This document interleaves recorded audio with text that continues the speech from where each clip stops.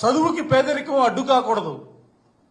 పేద విద్యార్థులుగా పుట్టినప్పటికీ వాళ్ళు జీవితాల్లో ఉన్నతమైనటువంటి చదువులు చదువుకోవాలా.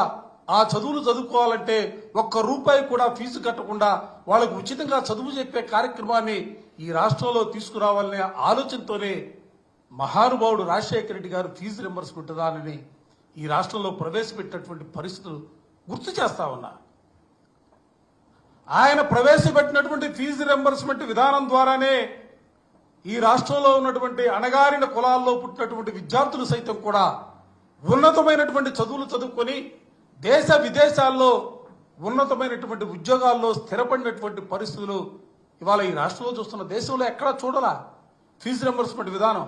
ఎందుకంటే ఆ రోజున ఆయన తీసుకున్నటువంటి కార్యక్రమాలు, ఆరోగ్యశ్రీ కార్యక్రమం తీసుకున్నా, ఉచిత విద్యుత్ కార్యక్రమం తీసుకున్నా, అంటే పేదల జీవితాల్లో మార్పుకు శ్రీకారం చుట్టాలనే భావంతోనే ఆయన అటువంటి కార్యక్రమాల్ని రూపకల్పన చేసి ఈ రాష్ట్రంలో ప్రవేశపెట్టినటువంటి పరిస్థితులు. ఇవాళ మరలా కూడా సూటిగా చెప్పదలుచుకున్నా, ఆ రాజశేఖర రెడ్డి గారి బిడ్డగా జగన్మోహన్ రెడ్డి గారు మరో 2 అడుగులు ముందుకేసి విద్యా వ్యవస్థలోనే అనేకమైనటువంటి మార్పులకి శ్రీకారం చుట్టినటువంటి పరిస్థితులు.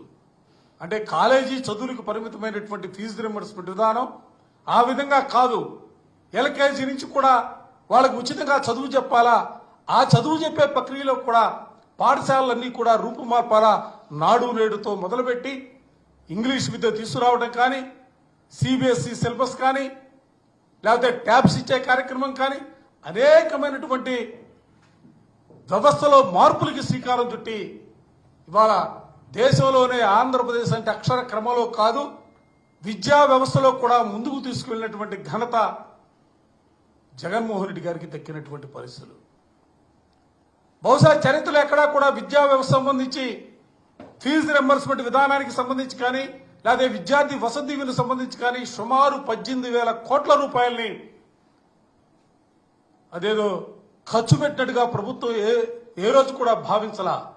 ఈ రాష్ట్రానికి భవిష్యత్తుకు సంబంధించి అది ఒక పెట్టుబడిగా, విద్యార్థులు తలరాతులు మారాలంటే వాళ్ళు ఉన్నతమైనటువంటి చదువులు చదువుకోవాలా, ఆ చదువులు చదువుకోవడానికి అవకాశం కల్పించాలనే ఆలోచనతోనే జగన్మోహన్ రెడ్డి గారు జనవరి వరకు కూడా 2023 డిసెంబర్ వరకు కూడా ఏ ఒక్క నెల కూడా ఒక్క త్రైమాసికం కూడా బకాయిలు లేకుండా అనుకున్న సమయానికి డేటు ప్రకారం నిధుల్ని విడుదల చేసినటువంటి పరిస్థితులు కూడా ఈ సందర్భంగా చెప్తా ఉన్నా.